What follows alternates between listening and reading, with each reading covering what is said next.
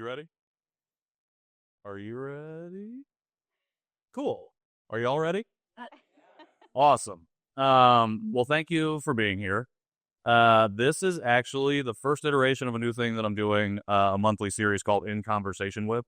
So, if you know a little bit about me, I'm a podcaster and I talk to a lot of people in the city about the stuff that they're doing, and I'm continuing to try and find ways to do that, especially in places across the city, and this is the start of that, I hope. So thank you for being here for this first part of this, particularly as we celebrate Asian Heritage Month. So I am excited that you all are here to have this conversation, or to sit in on this conversation with Tasha and I. Before we do that, you all know where the bathroom is now. There are some waters there if you need. Shout out to Tomorrow Bookstore for letting us use the space. I live right across the bridge, and I worked here doing events for a little while, so it's always good to be able to come back. And I just want to shout out all of the cool stuff that's happening on this particular night in Indianapolis. As I was marketing this event when I created it last Monday, I was like, here we go. We're going to hit up all the organizations and people are going to show up. And this week I got like 60 rejections in a row because everybody has an event going on today. So a triple thank you for coming and showing out to support Tasha specifically, but just to be here in community as we share a little bit. So without further ado, we're going to get into the conversation. My guest this evening is Tasha Jun. She is a biracial Korean-American melancholy dreamer, if you don't know her. She grew up in a multicultural home, and because of that, she spent her life navigating cultural collisions in liminal space. She writes about faith, cultural and ethnic identity, and living with a shalom-sick ache, both in her ongoing newsletter and in her memoir, Tell Me the Dream Again. Writing has always been the way to God, or has always been the way that God has led her through pain and towards the hope of shalom. Tasha lives right here in the Midwest with her husband and her 3 kids. Tasha, thank you for being here. Yeah, thank you for having me. Absolutely. All right, so I want to start this conversation with your book. Tell Me the Dream Again. You just celebrated your 2nd book birthday, I believe, on the 9th, this caught. Did you plan anything to celebrate that occasion? Not really. The first year I did a little bit more, and then this year there's just been a ton going on, personally. But then May, I was talking about that with some of you. It's just crazy with our 3 kids, and then there just hasn't been much space. So I spent some time on our back porch. This is going to sound really nerdy, with my cup of tea.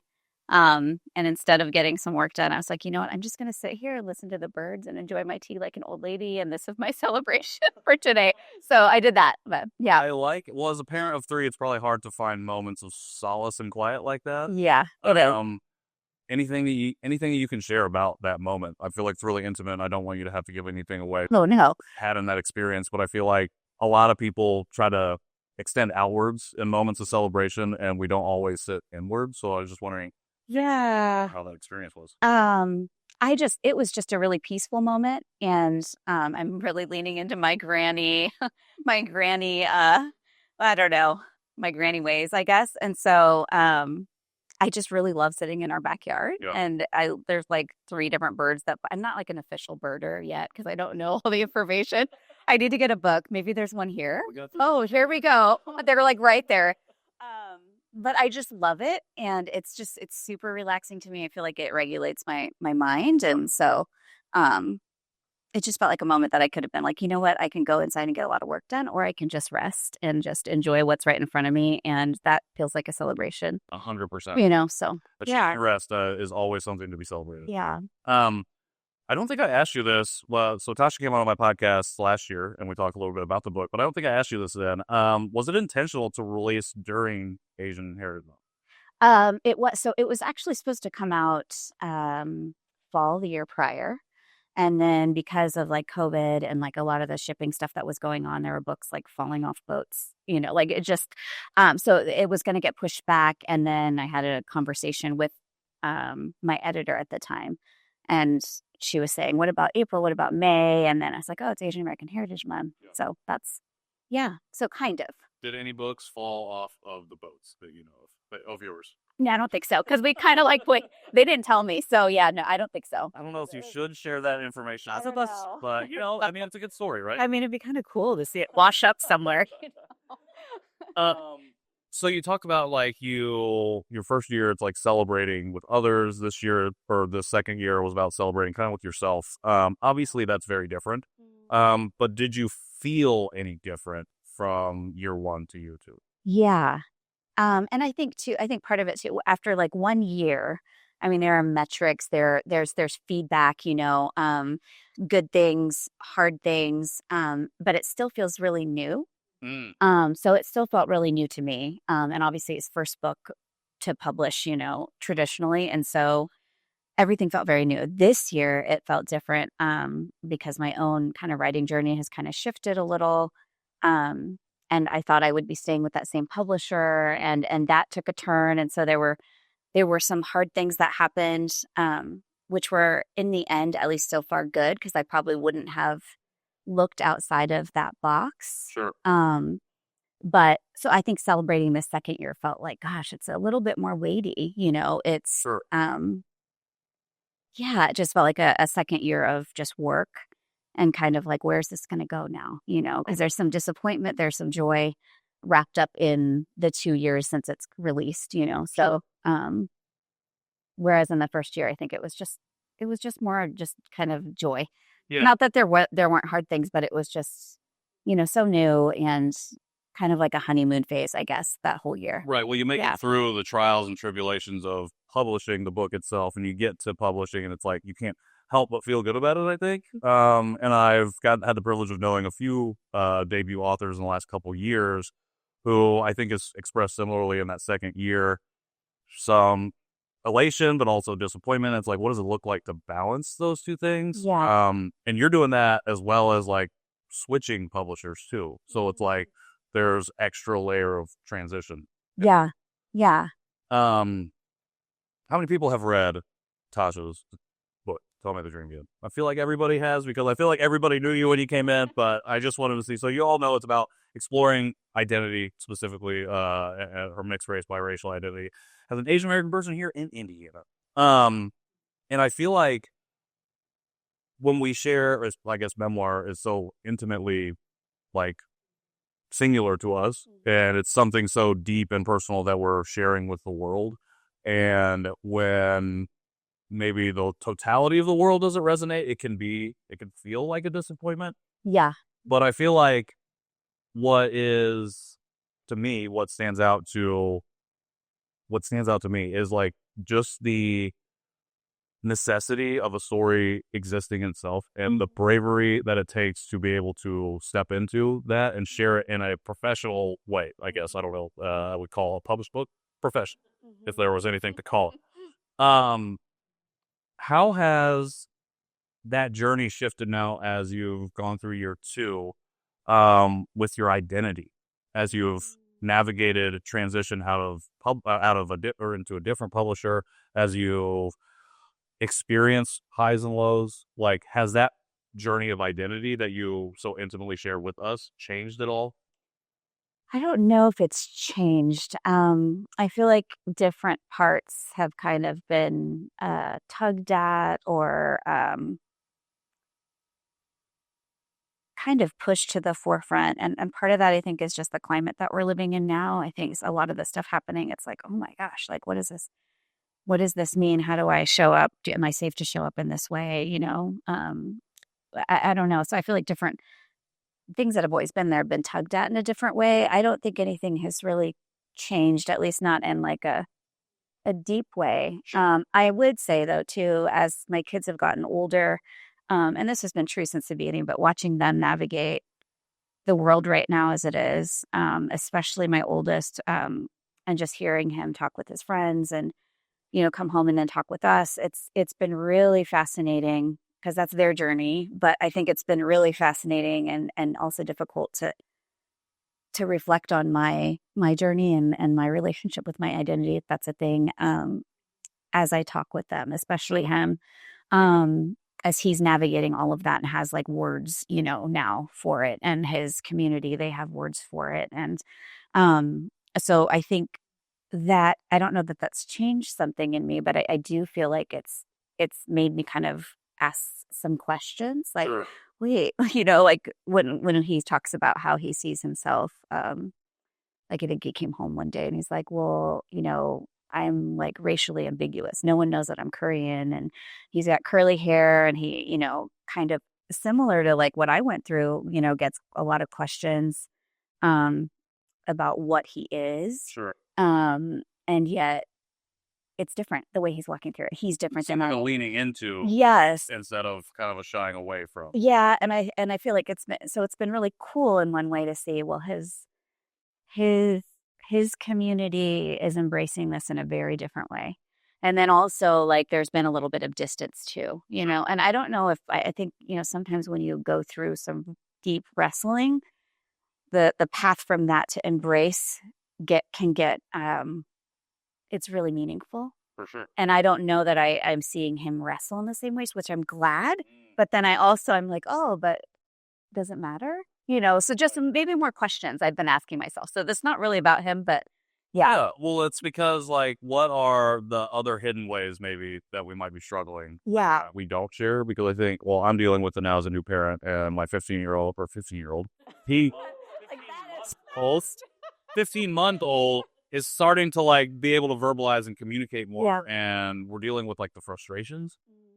And it's not right now, I feel like, rooted in identity at all, but it's like I see reactions in him, and it makes me think about and reflect on my identity, my journey, and my whole path a little bit differently.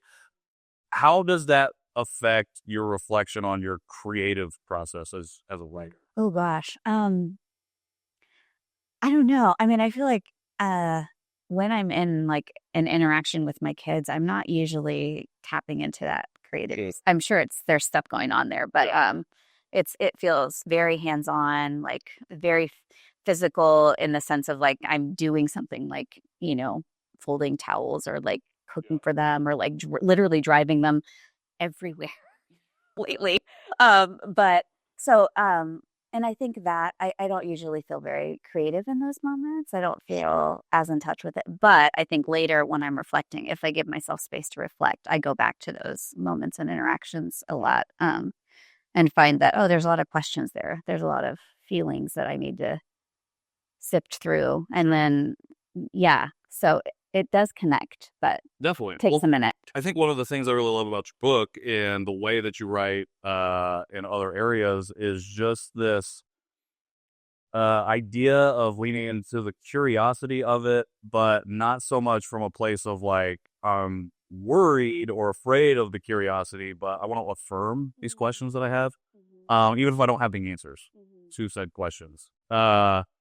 As you navigate like beyond the first book, because we'll talk a little bit about like what you got maybe or working towards. How does like this conversation and these questions that you have with yourself, how does that internal conversation play into conversations that you have with like agents or publishers as you get ready to try and workshop your next thing, your next book, your next idea, when you're trying to sell that story, especially as you're in transition to a new publisher? How much does that internal conversation come into play versus like, I can set this aside because it's kind of like a business decision now? Does that make sense? Yeah, I think so. So you're asking like my internal conversation about who I am. Right. Yeah. Okay. I honestly feel like I just carry that with me. It feels, and I think part of verbalizing some of my story, so sharing it with my voice and then sharing it on the page, I think for any of us, whether we're writers or not, there's power to that. 100%. Naming how we see ourselves, who we are, our uniqueness. I think there's really transformative power in that. And I think having just had the chance to do that a lot, which is such a gift, being given space to do that, whether it's through publishing or, in speaking or just sharing one-on-one with a friend or someone. I think that's helped me just feel like it's there. I don't feel, it doesn't feel very hidden anymore. Sure. And so as I've navigated kind of like, oh, am I a working author? Is this something I'm going to keep doing? Is this sustainable for a family? Is it sustainable in the season? I feel like I've just been bringing that into the conversations. I also do feel like the people that I've worked with, like my agent, past, but they all know. Yeah. So it's like we've had some conversations. I think in some of the transition, it's kind of like the people that I've talked to, the publishing professionals. I guess they know what I'm about. Like that's not a that's coming with whatever, whatever book is I'm presenting, even if it's not specifically or as much about my racial identity or ethnic identity. Yeah. I don't know if I'm answering your question, but yeah, I think so. I think it's just like, well, I'm involved in all of this, like all of these conversations around like identity because it's so integral to the last 5 years of my life. Yeah. So for people that don't know, like I was adopted and I grew up in rural Indiana, and for the first 30 years of my life, despite having a positive relationship with my family, I rejected my Asian identity until I was 30. For a number of different reasons, a number of different ways and foundational things that built upon that. But now, in this work that I'm doing and having been on this journey of unpacking and understanding myself to live as my most full version or whole version, I can't imagine operating in any space of work without that being at all the time. Oh, yeah. And so even as like little things that I would think that I would not relate to my identity having a play at, like somehow is I'm like pulling in connections. And like for me, it's like, can I quiet that voice sometimes? Is that voice like dominating something that I see what you mean. taking the risk? Yeah. And so I guess that would be my follow-up, because I like that you're like, when I approach somebody, they kind of know what's on the page.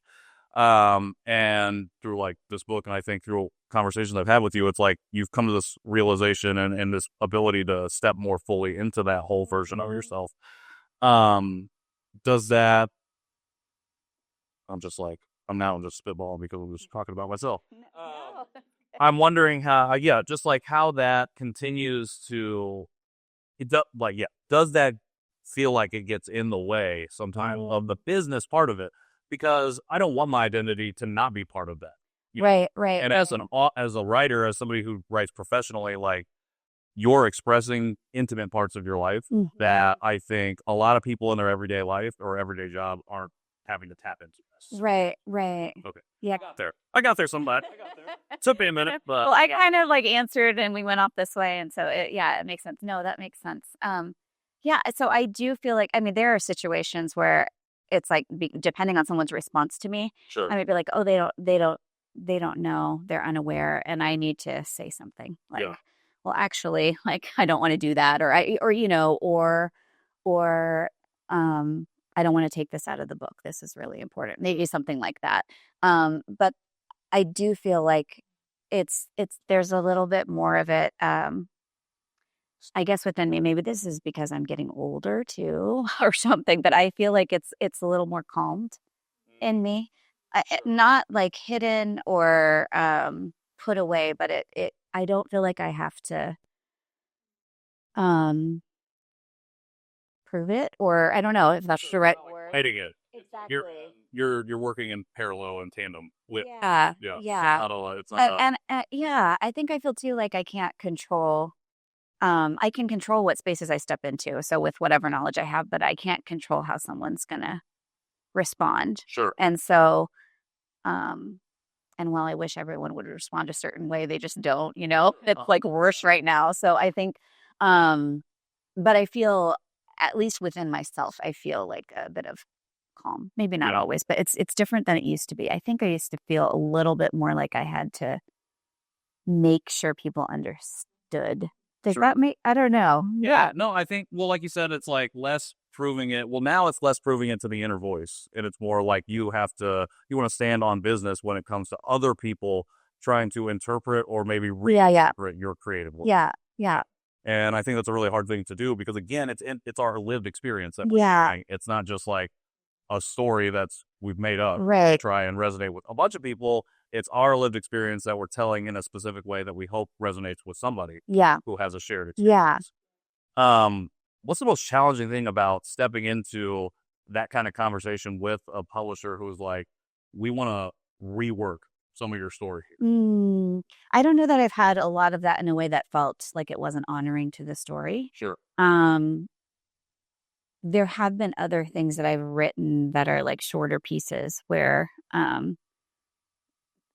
this gets a little complicated. Maybe this is what you're getting at, where it feels like stuff is being edited, but I'm also choosing to write for the specific audience. So there's like a, like, how do I show, am I showing up honest? Are you editing words out that I do not want changed? Yeah. And so I think there's been a little bit of a dance there because I'm choosing to write for someone else, and that's different than like a memoir. Yeah.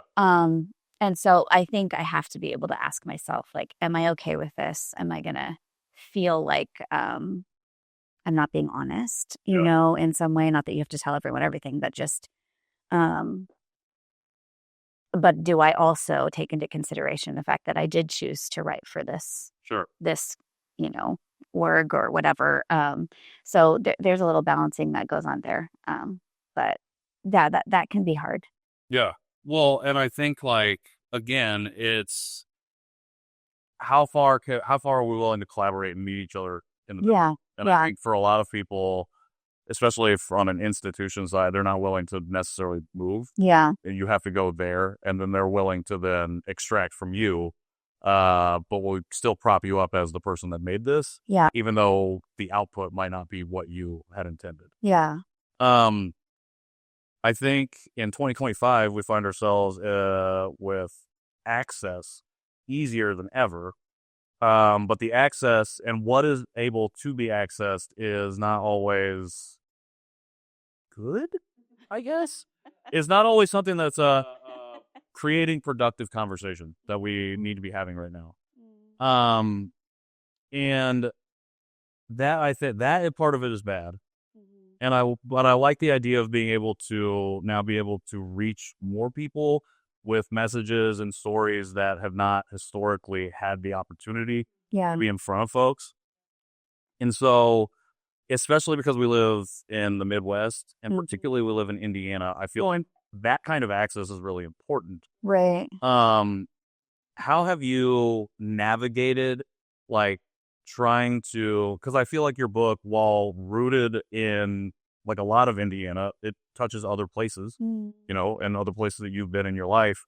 How much of that balancing act is trying to reach that audience that's outward, mixed race and biracial Asian Americans that are in other places, in conjunction with like the folks at home, like in your backyard, who could potentially resonate a little bit further because of even that geographic proximity. Right. I think as I was writing it, I think I had a lot of like some people that I knew in the back of my mind, and also a lot of blank faces because I know that we're out there. Yeah. Like just from like the demographics, which that's a whole nother conversation, but we're out there. And everyone that I've ever met, all growing up, it's like when you meet and you talk a little bit about your experiences, it's like, oh, this is real. Like we're not crazy. And it's important that we have a place to voice, our lived experience and our reality. So I had a lot of that in my mind, and I hoped it would not just like, it's very specific to my story. And yet I hoped what it would do is give people like some words, some stories that like really touch on some of their experiences that were similar, maybe different backdrop, For sure. Definitely in the Midwest, because a lot of it is in the Midwest. And I think there are specific feelings that we have as Asian Americans, as mixed race individuals, like in the Midwest specifically, that just, I don't know. Yeah. Well, like for me, I really resonate when you're talking about your high school experience. And like, I'm like, oh, that's like exactly what I went through, where I'm just like, basically hate myself, kind of. I don't have anyone to turn to be able to have that conversation, even though we have pretty different lived experiences. Like there's parts and pieces in this book that really resonate like with my experience. And it makes me, when I first learned about you and your work, it got me really excited because that was around the time that I'm trying to discover, like, what does Asian America look like in this place? Right. Because I was going to New York and LA and other places and experiencing Asian America there. But when I told them where I was coming from, they would always respond with some form of, oh, there are Asian people in Indiana. And I would at first I was like, haha, that's so funny because that was my experience growing up. I didn't know any other Asian people. Right. But then after 6 months of that, I'm like, okay, now I'm pissed off because I know that we have our diaspora is here. Right. Not only that, but it's growing and it's pretty diverse. Yeah. Comparatively to other places in the Midwest. Something that I was kind of looking at a little bit, or actually something I was thinking about here as I was getting ready for this conversation was, prominent Asian American or Asian authors from Indiana. And the only person that I could think of other than yourself was Alice Wong. So she's from Indiana. Yes, I did not know that until I know that. Yeah. I have some friends at IU who work at IU, and they're like, yeah, Alice Wong's from here. And I'm like, oh, well, then we need to have her become a mayor and stuff. Yeah. She's busy. But I'm like, that's the thing. I'm just like, there's so much that's already happened here. Yeah. I would love for us to build upon, to understand and uncover, recognize, and build upon, as opposed to just trying to find the next new thing. Yeah. Because when I think about Asian America right now in India, I think about how do we keeping young folks here who want to be here, who know that they have community here. Yeah. You operate in this creative space. And again, I'm like, I only knew of one author who was Asian that was from here. I'm wondering, who did you know of any other Asian authors? Yeah. Or when you were coming up? I mean, there were some, Amy Tan, when I first read Joy Luck Club, which, that was revolutionary for me, and then watching the films that came after that, or the film. And so that was huge. And then in college, there were some books that professors would tell me about that I didn't even know existed before then. No one had taught them. I had never, but then when I started writing more publicly, part of how I connected with other writers, it was especially anytime there was an Asian American writer, I was just it was like a magnet, oh my gosh, just reading their stuff over and over again. And so there were two, actually, the woman that wrote the foreword, Aaliyah Joy, was someone that wrote online, and we ended up writing for a publication together for a while.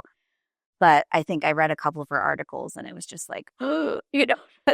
you just feel so seen and oh, there's someone else out there. And so I had messaged her, and I'm like, she's not going to message me back, Then she messaged me back, and I think because there was this feeling of there's so few of us, or there's so few of us trying to connect, and so there was this just desire to help, in any way. I'm she doesn't know me. I'm telling her I'm a writer. I could be anyone, and so that was really helpful for me. There was another writer, Grace, who I think yeah. So that was another one. So there were a couple of people like that, and I feel like we just kind of clung to each other. Yeah. But I think, and those are people far away, like California, or they're not near here. But we really connected, and I think there was power in that. There was power in at least for them. They weren't well, I have to be the only one. Yeah. This for both of them, they really led in we're going to open the doors, and wherever I go, I'm going to bring anyone I can with me if they're there. And so that was huge for me. And then I think connecting with people here, it was shocking for me. I was talking about just seeing Sarah again, because 2 years ago we had something at Indie Reads, and she came, and I had never met her before. And I'm like, oh my gosh, there are other people that these things resonate with, and we're here. I do feel here, at least in my experience, we're all kind of separated. Yeah. And I think a lot of times people don't know that we have each other, that our stories can come together, that there's that we can help each other. So creatively, I think there's that. And then I just think community-wise, a lot of us, have been living this story of we're the only one here. So we're either assimilated or we're just in our little silo. And maybe, and I'm thinking of when I was younger too. I just don't even know that there are others. Exactly. That want to talk about these things, that want to come together, that, but we're here. You're right. Well, we're you here. hit the nail on the head. And this is something I've been talking about a lot recently, is just, I think Asian America here is, like you said, so silent. And so you kind of demarcate where pockets are, either whether it's on the west side or the northeast side or the south side. And the thing that I have seen from my perspective, and this may not be true, but conversations I've had with other people, is there isn't a lot of connective tissue between the silos. And so how are we pulling people together, showing up at each other's events, just supporting each other. So when somebody new comes to the city or comes to this area, say they grew up in a rural area north of here, where we're adopted, didn't know any other Korean people, definitely no Asian people, but they didn't know where to start. And they land in, say, somewhere where they're not around other Korean people, but they're maybe looking for Korean specific stuff. If we're not talking to each other, we may not know the organizations of the people to put each other in connection with. And I think going back to the idea of retaining young talent, not to be professional about it, corporate about it, but to keep young folks here, I think having that connected community doesn't mean we're all doing the same things or agree on the same things or are all just rah. It's we're acknowledging that we all exist and we're here in the same space and that we can get going in the same direction together. Even if we don't necessarily talk all the time or do all the same things, we can still support each other and be a network, especially for folks that come in who are looking for said community. Like you said, you grew up here and I grew up here and we didn't really know anybody until we were adults. Like, and starting to seek that out. But it's not something that's been kind of pushed to the fore for anybody in the city to begin with, not just for Asian folks. Right. Who is inspiring you right now as you approach new writing, new projects? Oh gosh. And stuff on the horizon. Like, who is inspiring me right now? Is there anybody like local that you have discovered recently that you've been really taken by? I don't think so. That sounds terrible. Local authors in India. It's more like I think more just because I've been like in it with my family and so, I did have an experience with the Indiana Authors Awards community. So they came to my house and we did a little video and they were asking about like any teachers that I had that had been impactful for me. And I said, this teacher that I had at IU that taught me creative writing, and the guy that was interviewing me, his really good friend is this professor's daughter. So this isn't someone that's, but he still writes, and I like follow him on Instagram. I have like not said anything. So I'm like, oh my gosh, he's probably going to tell me that like mark up my book in red like he used to with all my papers. So I guess I'm a little bit inspired by that. I don't think he's in India anymore, but like that he's older and he taught forever and he still writes his own books. So there's something to that. I don't know, but people that just continue the craft. So not like the thing that serves them the most. Just do it because they like to do it. I can't think of anyone. Well, maybe instead of cool.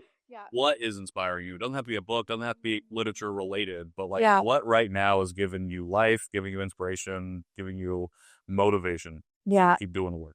I think community, that sounds very cliche, but I think community, I think experiencing like some aches, and I want to talk about this in the next book, but like together has been really powerful. So that has been really inspiring to me. I think too, I've been in some situations where I've had a conversation with someone that I would have thought they are very much a certain way. And even I'm thinking of very specific conversations where I almost like didn't even want to be in the conversation, or like in a conversation with them. And they've really surprised me. And so I think that's inspired me just in light of what we're living through right now. And I try to say this, and I try to say that I believe that, everyone has so many layers and there's so much nuance. And yet I think that's been really difficult right now. I think some of the things that we're all seeing in the news, it's like, I don't even have a place for it. It's so terrible. But anyway, having some of these conversations, I think where I probably have become a lot more cynical. And then to be surprised in them has really inspired me, like to not give up hope personally, but also like, okay, there are things happening in places that I can't see, that it's not in the headlines, but they're with this person in these communities. And they have influence and impact just as we all do in some way or another. And that just gives me some hope. And it inspires me to like, okay, the creative work matters. The conversations matter. Not cutting people off completely, like I would really like to do with certain people. If they're just being honest, that really matters too. So, so I think that right now, and then my backyard, totally different. No, actually, it's not. I appreciate you bringing that up because I'm going to tie all that together. Because one, I appreciate you sharing that. Because I think right now it is kind of hard to find the joy, the thing that can motivate us or give us hope. And I just got done watching Andor, and rebellions are built. Yes. So like We love that show. I didn't finish it, so don't say anything else. that was not a spoiler. Okay. But so I think like I appreciate you sharing that too because we started this conversation talking about how you celebrated year 2, and it was with rest. It was with this intentionality of like I'm gonna sit in my backyard, I'm gonna sip my tea, and I'm gonna just be with myself in this moment. And I think that it's good. We're gonna get there. We're gonna get there, I promise. My coach is just in here, and we just talked about how I learn the best by talking it out. So that's what I'm doing. Perfect. Sounds like. All right, I'm gonna tie it together right now. So, this idea of intentionally resting. I love that you led with it, and now that we're kind of wrapping up here before we go to questions, with this idea that we don't operate in a vacuum, that we're not alone in the work that we do. We're not alone in community. And that's what the point of community is that when we need to take a step back and to take a break because the world is a lot, like we have the opportunity to do so. And we know that the world doesn't stop because we stop. The world continues to move. And the hope is that there are people out there that are picking up the stick and running just that next step. Yeah. It's the next pace. It doesn't even have to be another 400 meters, a mile, 20 miles, whatever it is. It just has to be just that little bit further because that gives you time to rest, recenter, and get back in the race. Yeah. And I think that we don't spend enough time resting intentionally so that way we can show up as our most whole and full selves in the work that we're involved in. And I think it becomes more difficult for creatives in a time like this because creative expression is being demonized and is being pushed to the margins. Yeah. Unless it's expressing a certain type of creativity, which I would say is not very creative. And I think that, well, when it's all one shade, it's not very creative. And I appreciate you sharing it because I think I hear the conversation of rest coming up a lot more. And I think that we would do well to continue to affirm rest because we can't work ourselves to death. Yeah. And if we do, then there is nobody else to pick it up. And we're not building up. We're just laying more floor. And we're not going to get where we need to go with just floor. 2 more questions before we go to other questions from y'all, if you have them. We've talked about young people, retaining young people here in Indy, but for young folks who are trying to navigate authorship, publishing, whatever that looks like, one thing that they need to know right now in this climate as they move forward in that journey. I think that you need a community because I think writing is a very solitary work. The writing itself, the inner dialogue, the stuff that you're doing internally all the time can feel very isolating, very solitary. And there's good stuff in that. But I think once the writing is turning to the public, it's a whole different beast. It's like it's a public facing work. And suddenly all these people are invited to the party, whether you're listening to them or not, whether it's like publishing professionals or, readers, it's a whole bag. But I think that shift, I don't know that anyone could have prepared me for what that was going to be like the fun of it, but also how difficult it was. And I think that you really need a community. Like you need other, not just people who are supporting you in your writing, but other writers like that.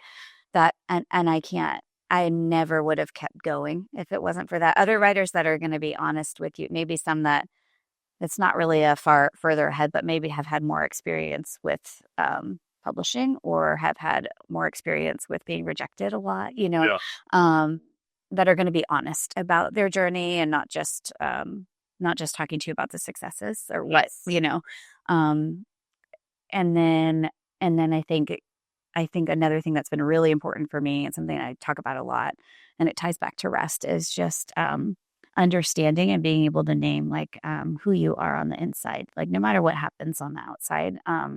So like I'm a writer on the inside. I've been a writer for as long as I can remember, which doesn't mean that I've been publishing books or that people have loved my writing. It means that's how I've always processed. That's how I've processed pain. That's how I've communicated best.